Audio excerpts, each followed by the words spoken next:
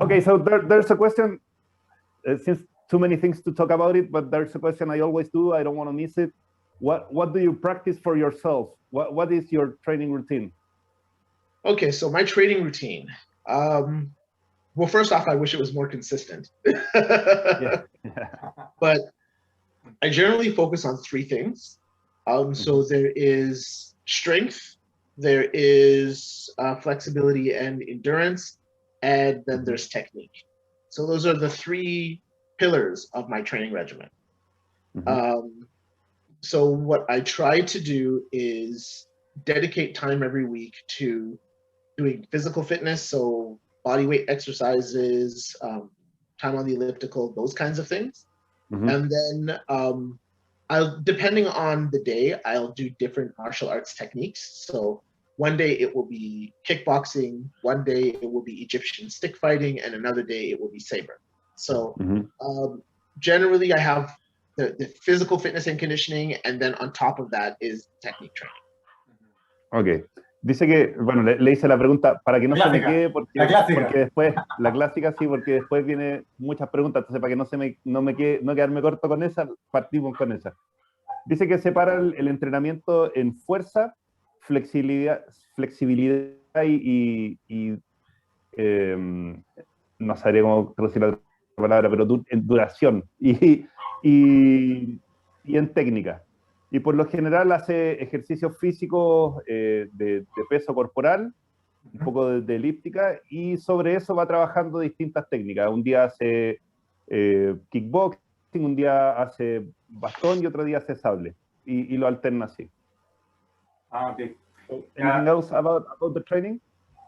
I mean, that's basically it. I'll research techniques, and actually to get the techniques that I do practice, I'll watch a lot of training video. I'll watch a lot of sparring videos.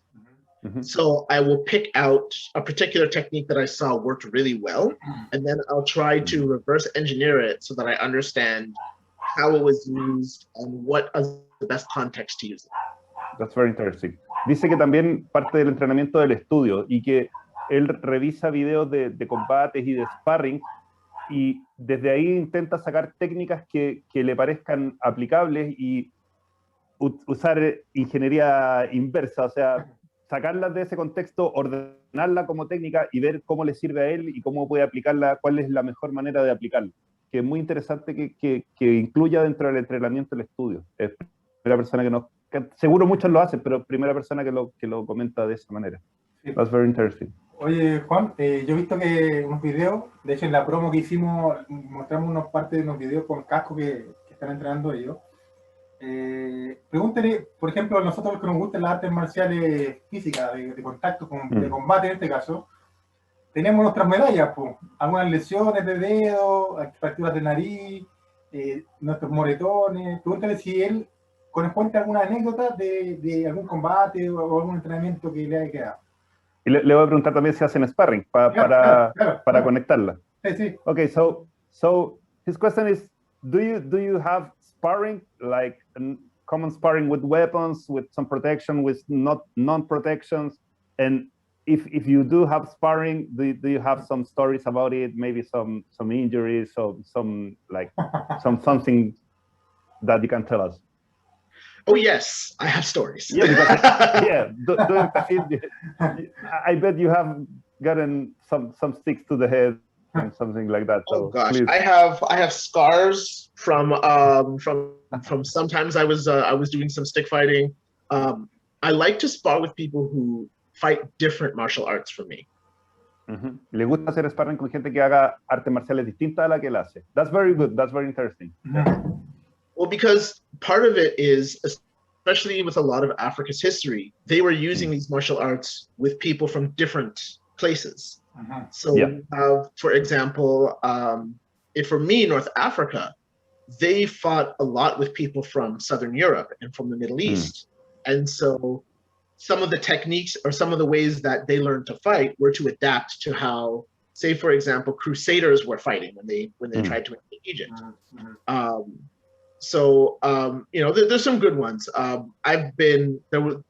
first time, I'll tell you a story. So the first time I was doing some I recorded some live action sparring for Egyptian stick fighting. And this was the very beginning. My colleague accidentally got me down there. I folded like a house of cards. But after that, I learned to protect myself better, and I also bought a cup. Okay, let me translate until that part. Bueno, dice que, retomando, dice que le gusta entrenar con gente que venga desde otras artes marciales y da el ejemplo de que en el norte de África los africanos aprendieron a combatir y a adaptarse durante el combate a distintos oponentes, porque tenían gente desde el sur de África, desde lo que se considera hoy Medio Oriente. Entonces, peleaban con gente muy diversa, por lo tanto, adaptarse y poder enfrentarse a rivales desconocidos es fundamental para su opinión. Y contando historia, la primera historia que cuento sobre sparring, la primera vez que estaban grabando sobre unos buenos sparring de palo del tajib, le llegó un palo ahí en las partes bajas. Dice que quedó tirado y doblado ahí un buen rato. Quedó hablando como pollito. Pero que de ahí en adelante aprendió a cubrir esa zona y aparte se compró un protector inguinal. Okay.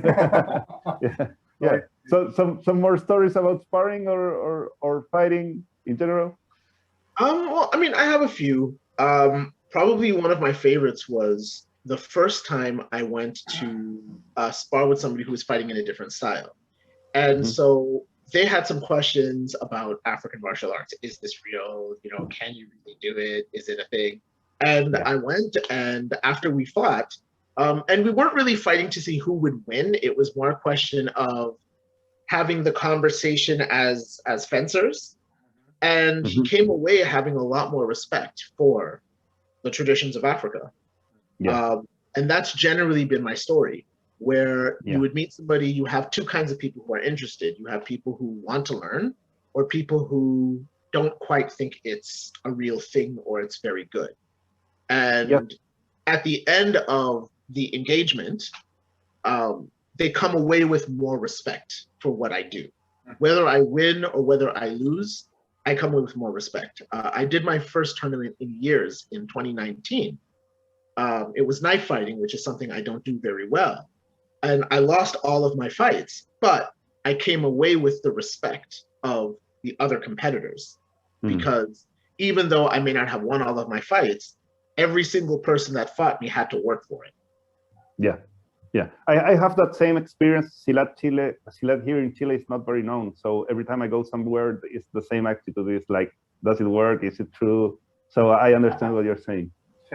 Bueno, nos dice que tiene hartas experiencias de sparring, pero lo que rescata es que siempre, cuando se topa con alguien de otras artes marciales, siempre está esa pregunta. ¿Funciona? Una cierta incredulidad a lo que él va a hacer, porque artes marciales africanas, ¿qué es eso? Si es que funciona o no. ¿Verdad? Y siempre se encuentra con eso mismo que yo le comenté al final, que es lo que me pasa a mí un poco con el Silat, que la gente no lo conoce y cada vez que a veces hago clase abierta o algo, la gente pregunta si funciona o no. De hecho, el Sefu Rick Pay en el capítulo dijo, piensan que no sirve, y se reía eso.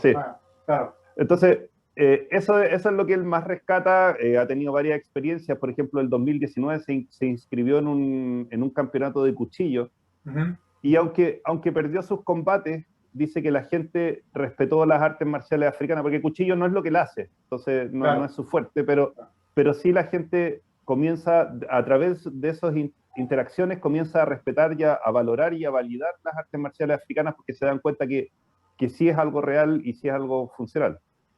Claro. Yo creo que lo positivo de no ser tan masivo las artes marciales africanas es que ellos se centran en su arte en sí, dentro de lo que se entrena con las tradiciones y también el sistema en sí, sin marketearlo en este caso, como lo ha pasado en muchos sistemas. Por ejemplo, no sé, el mismo sí, sin la necesidad de hacerlo vendible. Exactamente. Pregúntale qué opina de esa parte. He's asking, is it maybe the good part of training a martial art that is not very known or not very popular? Is it good because you can stay true to your learning, to your origins, to the martial arts. You don't have to go making it a business, making some agree on something just because you have to have a school and you want to teach more people, so you have to change the stick for something else, and then you go on making it popular. You lose some truth to it. Do you agree with that? Yes and no. Yes, in that it's wonderful to be on the ground floor or the very beginning of something as it grows. It's always wonderful to plant a seed and watch it grow. On the other hand, I want it to grow. So yeah. I understand that there are some martial traditions in all of the martial traditions that come from Africa that will be more popular than others. You look at the example of Asia, right? Everybody knows Kung Fu and karate, but how many people know Mongolian belt wrestling? Yeah. Right? Yeah. So, yeah. I mean, it's good in that you're in an area where you can discover what people like, but it's also kind of sad to watch some of the arts are just not going to make it. And so you do your best to show everything so that hopefully more people will be interested and it can grow. Yeah, but do you think you lose a little bit of your own truth as you grow? It gets out of control and you have to make some agreements to make it more popular. Do you think that's going to happen, or that's happened in general? I think the beauty of it is that what attracts people to it is the authenticity. Oh, that's so a good point. What people like about, I mean, if anybody wants to learn how to fence with a saber, they could just go to a more established European school, right? But there's something about the cultural experience of doing the African style saber. I will give you an example. When Hama has a tournament, it's not like one of those quiet tournaments where you can hear a pin drop and it's only the referee and the judges talking. We have singing, we have dancing, we have drums playing, we have people who do ceremonies around the ring before the fighting starts. There's a whole culture that surrounds it. Yes, that's a very good point. Yeah. And that's what brings people to it, because if they want to learn stick fighting, they can do Filipino martial arts. It's more established, there are more schools, more masters, more programs, a bigger infrastructure. But they come to learn Egyptian stick fighting because they love the music, they love the dancing, they love the cultural aspect of it. And that is what, in a way, sets this apart from more popular systems. Yes.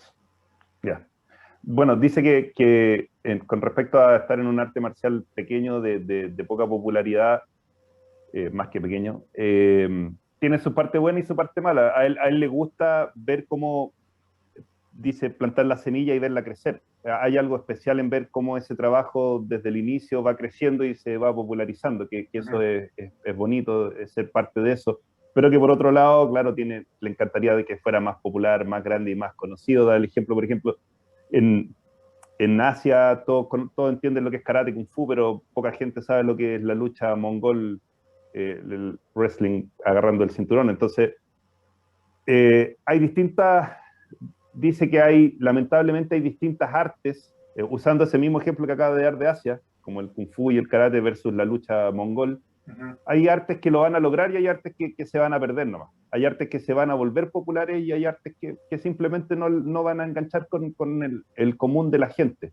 Con respecto a tu parte de la pregunta de si al agrandarse van perdiendo cierta originalidad y cierta conexión, claro. Dice que no, porque la gracia de las artes marciales africanas es que la gente que llega ahí quiere aprender artes marciales africanas. La gente que llega ahí, porque si tú quieres aprender sable, vas a una escuela tradicional de Gema o algún otro lugar donde estén haciendo artes marciales tradicionales de sable. O si quieres aprender a pelear con un palo, es mucho más fácil ir a un lugar de artes marciales filipinas donde ya están establecidos, y está eso.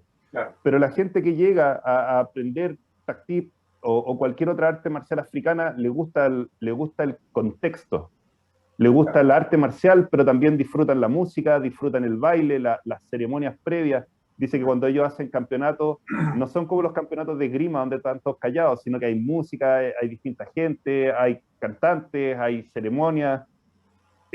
es todo un evento cultural y la gente que llega a esas artes llega por el interés en la cosa más completa, por lo tanto ve difícil que se vaya perdiendo, o es menos probable que... Claro, lo bueno es que la persona que va a ir a entrenar arte marcial, en este caso un arte marcial africana, es porque realmente le interesa entrenar ese arte. Y eso es lo que quiere. Claro, y no por la moda o porque va al lado, ¿te fijas? Va muy bien, muy buena respuesta. Sí. So my next question, you mentioned it, we talked a little bit before, and you mentioned now about ceremonies before around the place. So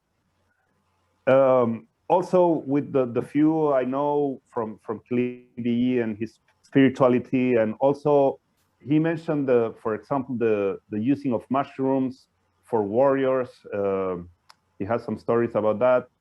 So how do you see the more deeper inner part of the African martial arts in terms of ceremonies, maybe in terms even of using the mushrooms for warriors, or what's your understanding or your knowledge on that? What can you share about the ceremonies you do before? What kind, or I know it's a very big aspect of it and very complex, but can you tell us a little bit about that? Sure. So I'll start with, it depends on the culture. Yes. Every culture has a different way of approaching it. And not everybody is using mushrooms before they go to war.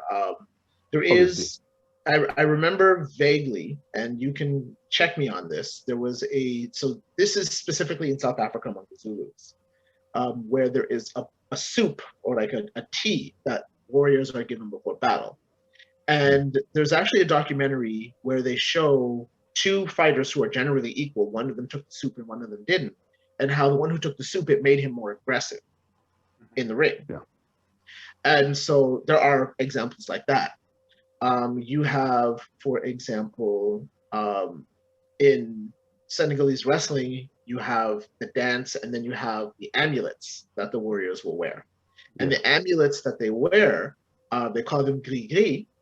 These are, and you see these in the Caribbean and Latin America as well. I was gonna add also the spiritual part of maybe invocation of ancestors, like you see on Cuba, or you can see Abacua and all the traditions, or other traditions of religious kind of mixed with spirituality, ancestors, and all that. So I know it's a very big question, but whatever, please continue.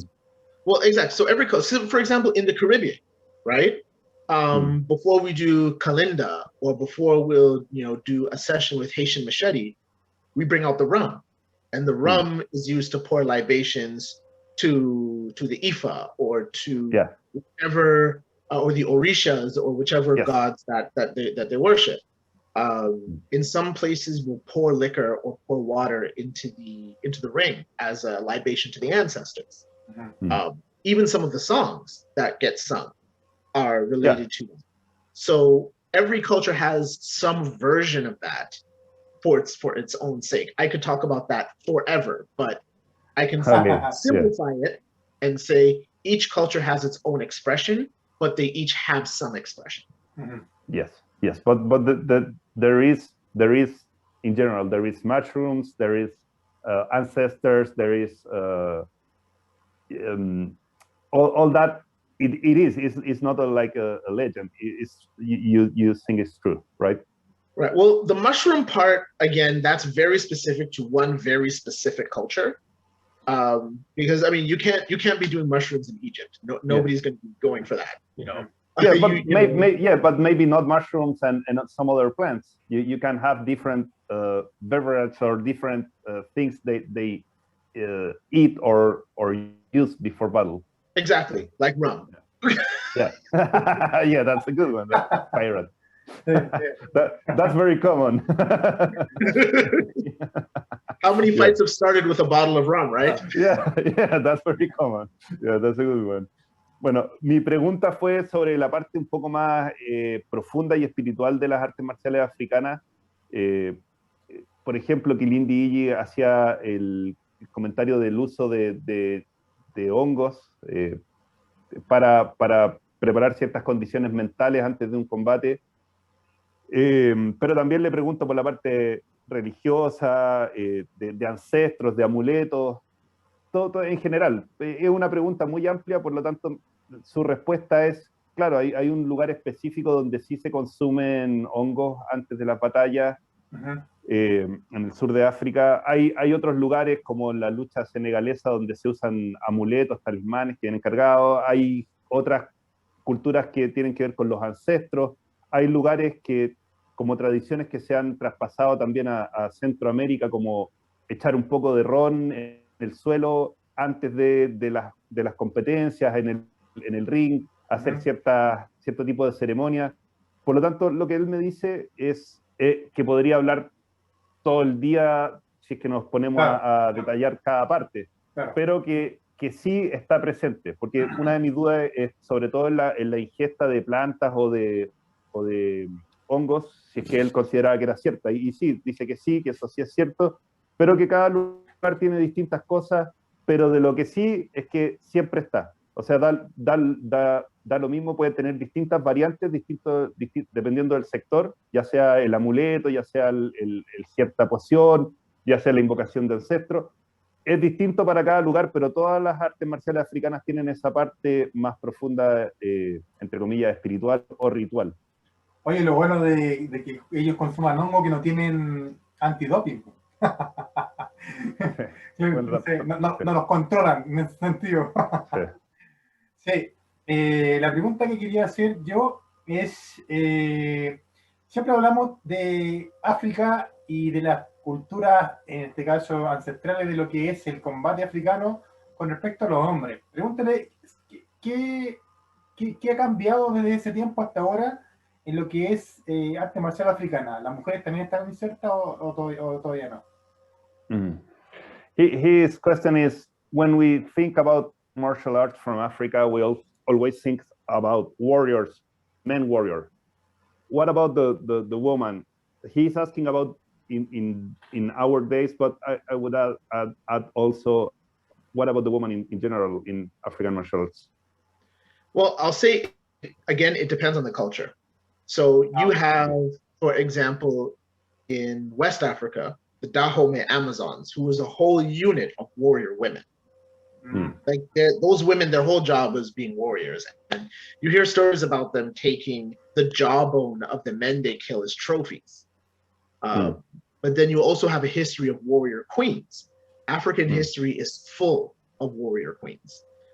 So you have Kahina in North Africa, you have Arawilo in Somalia, you have Asantewa in West Africa, and the list goes on and on and on.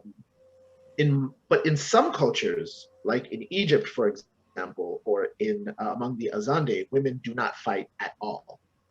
So Egyptian stick fighting, for example, women were banned. They could not even go to the training grounds up until about 10 years ago when it started opening up for women. But before that, a woman wouldn't even be allowed near a stick. For the Azande, war is a male enterprise. And so almost all of their weapons are penis shaped. So even their swords are shaped like a giant phallus, as an example. You know what I mean? Because it's considered to be a male enterprise. So some cultures celebrate women warriors, some cultures are led by warrior queens, other ones ban them altogether. Okay, please let me translate. Dice que nuevamente depende de la cultura, que por ejemplo en el oeste de África había una comunidad de guerreras, también en distintos sectores hay muy conocidas reinas guerreras que llevaron a su pueblo en las guerras, pero que también hay otros casos como en Egipto, en el Taktib, las mujeres hasta hace 10 años estaba prohibido que se acercaran incluso al lugar de práctica. Y menciona la otra cultura Asani, me parece que era, donde los hombres consideran que la lucha son solo los hombres, y que incluso sus espadas tienen forma de casi simulando, ¿cierto? O emulando penes o falos. Ahora le voy a preguntar si explica un poco más hoy en día como para tu pregunta. So, but nowadays, is it common for women to train? How is your experience with that, or in general? What I find is women are definitely interested. I've had women show up to classes. We do have women who, you know, are out teaching. For example, in France, one of the top-ranking modern teachers is a woman. So it's opening up. But I think with martial arts in general, it is a challenge to get women involved, simply because culturally, it's considered to be a very male exercise. But with my group, with Hama, we believe that, you know, we do our best to show just how involved women are in what we do. We try to share the history of women who are involved, talk a lot about women warriors, invite women to classes, you know, because we see interest, but we also see a little bit of fear, or not fear, but and apprehension. They're not 100% sure that they want to take the leap forward, right? Yeah. So there's interest. We just want to turn interest into action. Dice que hoy en día sí es más común que haya mujeres, que de hecho en Francia una de las grandes profesoras del Modern Tactipe, bueno, es profesora de mujer, y que se acercan cada vez más mujeres, que en general en todas las artes marciales es mayor el número de hombres que de mujeres por una cosa cultural que ya se asocia que es una actividad más bien masculina, pero que de a poco las mujeres se van incorporando y que en ellos también la idea es que se puedan acercar lo más posible, que ya hay interés, pero siempre hay un poco de aprensión, pero que les gustaría y hacen lo posible porque se integren más mujeres, incluso tienen cursos donde enseñan también sobre las guerreras antiguas. Entonces para ello sería ideal que se acerquen cada vez más, pero es una cosa cultural en general de las artes marciales que la mujer se acerca un poquito menos. Sí, de hecho, como para complementar eso, yo he visto que hay mucha gente que quizás le interesa el arte marcial africana, pero no busca el arte marcial africana. Pasa mucho cuando tú dijiste, Juan, una vez, que la gente es floja, que es perezosa en este caso, y no quiere buscar las cosas, sino que espera que lleguen. Como ejemplo, por ejemplo, pasa con esa misma película que ahora salió la 2 de en este caso de Eddie Murphy, donde sale Zamunda, de eso de al rey, o sea, el príncipe de Zamunda en este caso. Mucha gente como que enganchó con esa película y le gustó. Pasó lo mismo con el tema de Pantera Negra, de donde la gente también enganchó y como que les dejó un mensaje supuestamente, pero no se interiorizan, no van a buscar en este caso la información o el mismo arte del arte marcial africano. Do you think people in general is kind of lazy when it comes to learning martial arts or getting to the martial arts? Because sometimes you get a movie, like maybe an Eddie Murphy movie here you can see in Chile, or Black Panther, and people get interested in the culture of Africans, but then people is always lazy. They take the easy road, whatever is closer. How do you feel about that, or how do you approach that? What are you? Do you have any specific kind of promotion to go with that, or how do you do that? Well, I mean, there are two things to consider. The first is there are not a lot of African martial arts schools in this part of the world. Yeah. In North and South America, beyond capoeira schools, you're not going to see a lot of African martial arts schools. Even, for example, with Esgrima con Machete in Colombia, you have masters, but you don't have a lot of schools. Yeah. And in Venezuela, it's getting bigger, but also, it's still small. Yeah. Right. It's very small. So, I mean, like, you know, if you live in on one side of Venezuela, are you going to drive all the way from, you know, Caracas all the way out to some village to go and study? You probably won't. Yeah. Right? Yeah, it's not possible. Yeah. Or from Chile, or here from Chile, Exactly.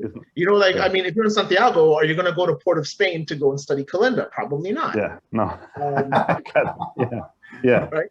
And so, I mean, with martial arts in general, I mean, with any physical activity classes, you have people who come for maybe 6 weeks and then they don't come back again. So even in the more popular martial arts, you have that question. So it's a challenge because I think because we are small as a community in the West, we don't necessarily have the means to take advantage of the elevated interest.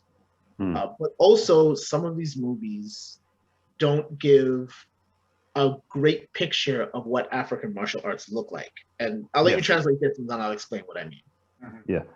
Bueno, dice que en general, claro, eso es un problema que tienen todas las artes marciales, que la gente busca lo más cómodo, lo más cercano. Y explica, pero también que el gran problema es que hay pocas escuelas de artes marciales africanas en general en el occidente. Y dice, claro, si tú estás en Santiago de Chile no vas a ir a Puerto Príncipe para buscar una escuela o vienen dentro del mismo Venezuela, no vas a cruzar de un lado a otro. Distintas, excepto por capoeira, que es más o menos popular, que uno podría encontrar en todos los países y en distintas ciudades, es muy difícil encontrar escuelas. Por lo tanto, esto también se suma al hecho de que la gente prefiere lo más cómodo, pero también las cosas le quedan muy lejos. Ahora, con respecto a aprovechar el vuelo que le van dejando las películas, dice que ellos no les interesa mucho aprovecharse de la moda para promocionar su trabajo, porque además dice que la imagen que dan las películas de las artes marciales africanas no es la más apropiada. Y ahora va a seguir explicando eso, me dejó traducir para que no se me olvidaran las cosas. Okay. So, please go. So what I mean is they'll take Asian martial arts and put an African look on an Asian martial system. Yeah.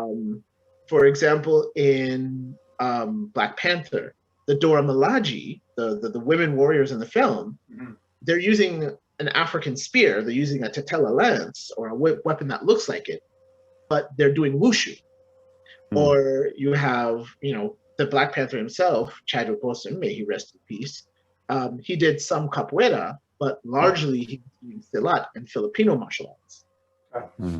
So they take an African aesthetic and use martial arts. It's like so that distorts the image of what the martial arts are supposed to look like.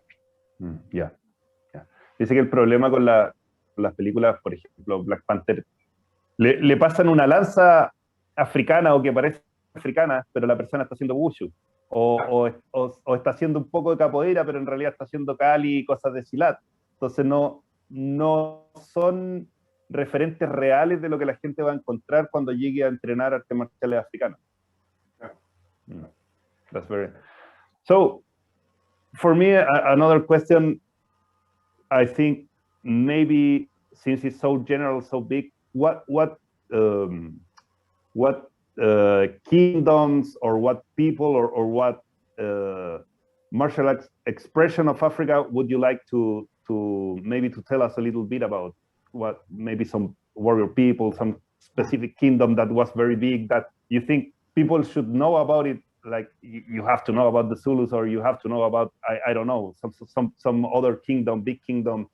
So who would you like to talk about it a little bit? Oh, there are so many. I know. That's why we cannot go on particular. But maybe what do you think is the biggest or the most important to know? Like at least to go enter in the culture. Okay, so I think everybody knows about the Zulus. Everybody knows about Carthage. Everybody knows about Egypt. Those are sort of the big three. Yes. I think that it would be good to pay more attention to the empires in West Africa. For example, many of the armies that were used in North Africa had soldiers that came from West Africa. You have the armies of, for example, Prince Ismail, who lived in Andalusia. He had an army of 100,000 soldiers that mostly came from Senegal. Okay.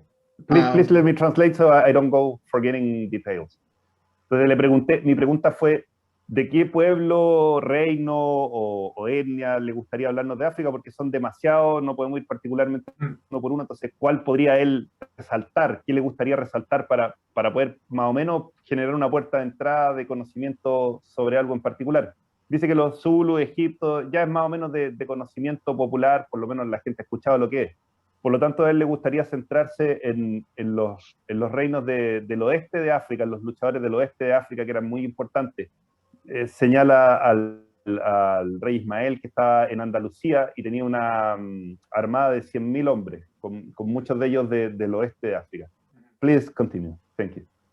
So, you have their martial arts in West Africa are very influential in the Caribbean. and in Latin America, because a lot of their swords looked like machetes, and their techniques transfer over to using the machete the way that we do in America Latina. And so you also have lances, horsemen with their lances, los caballeros, like they were amazing, riding through the deserts in the Sahel. There are accounts of just how good they were with their lances. And I think those are really good examples. And so, the wrestling, the sword fighting, and the lance work from West Africa, I think, should get more attention because of just how influential it is and how far-reaching its soldiers were. But it's one of those quiet influences where it's everywhere, but you don't see it until you know how to recognize it. That's true. Dice que sobre todo la cultura guerrera de los pueblos del oeste de África es inmensa, es muy buena en cuanto a la espada, a los caballeros y el uso de las lanzas y también la lucha.